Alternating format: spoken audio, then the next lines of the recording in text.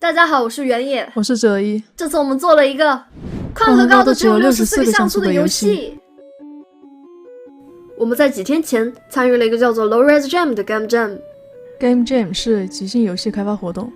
开发者们需要根据指定主题，在限制时间内把自己的想法变成一个可玩的游戏原型。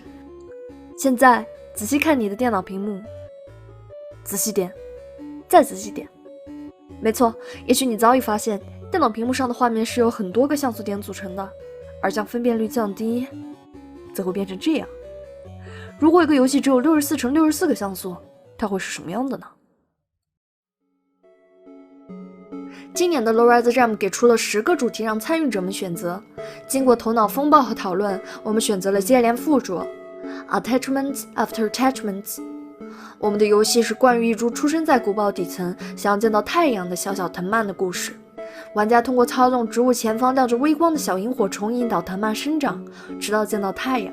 在路途中，萤火虫与藤蔓朝着遥远的太阳不断前行，一边汲取维持生命必须的水分，一边躲避各种威胁，逃离饥肠辘辘的乌鸦，穿过熊熊燃烧的火把，躲开猪突猛进的壁虎。最终，萤火虫与藤蔓来到了废弃的塔顶花园，见到了太阳，游戏获得胜利。在开发过程中，我负责游戏美术相关的部分，哲一负责游戏的策划和编程。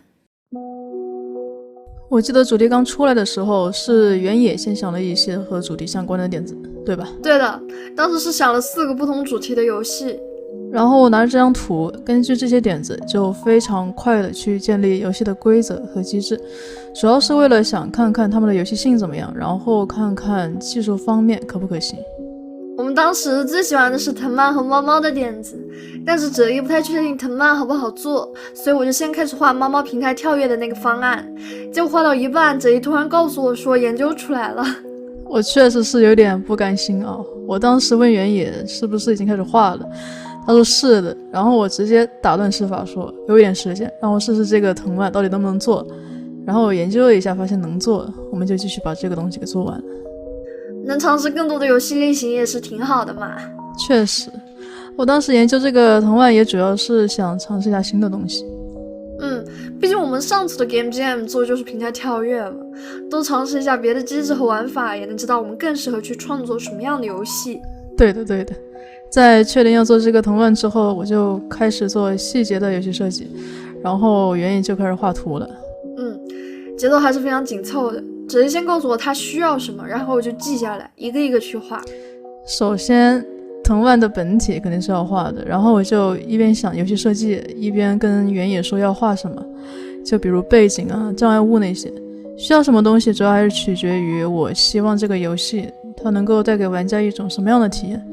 机制也好啊，故事也好，都是要围绕玩家的体验去构造的。虽然是自己参与制作游戏，但就我个人体验而言吧，玩起来还是相当刺激的。特别是中后期，既要躲避追击，要绕开障碍，就有一种手指和脑子都要燃起来了的感觉，还是挺考验反应力的。游戏要有紧迫感，所以就有了乌鸦去追击玩家，但是又不能让玩家到处乱跑，没点技术含量，所以也就添加了其他的类型的障碍物。我希望玩家有紧迫感的同时，可以保持冷静的去判断，如果我走这个方向的话，会不会撞上火队，或者是那些巡逻的蜥蜴，导致游戏失败。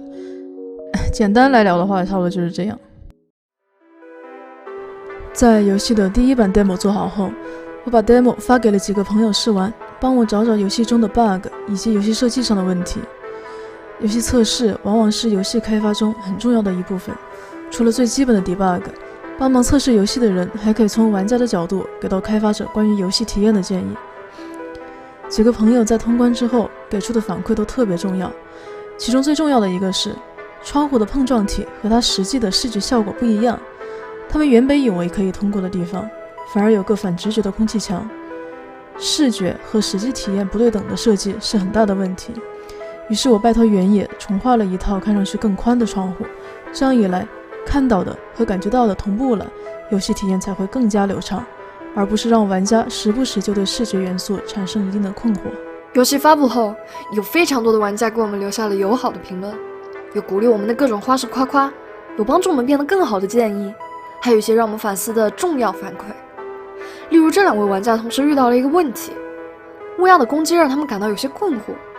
这是由于乌鸦追悼的失败动画描绘的是乌鸦咬住藤蔓中部将其叼走，然而事实上，游戏里的判定是乌鸦碰触到藤蔓前方的小萤火虫才算作失败。这样的反馈让我们意识到，模棱两可的画面提示会给玩家带来误导，而我们应该做的就是排除任何误导玩家的可能性。还有很多玩家反馈了游戏过于困难的问题，甚至有些玩家因此未能完整的体验游戏。让我们意识到，游戏难度分级是一件很有必要的事情。谢谢大家看到这里。如果你喜欢我们的游戏，欢迎关注我们的游戏官方账号 SoundCloud 游戏工作室。后续我们会更新更多游戏相关的视频以及我们的游戏作品。你们的支持和关注就是我们前进路上最大的鼓励，期待与你们下期再见。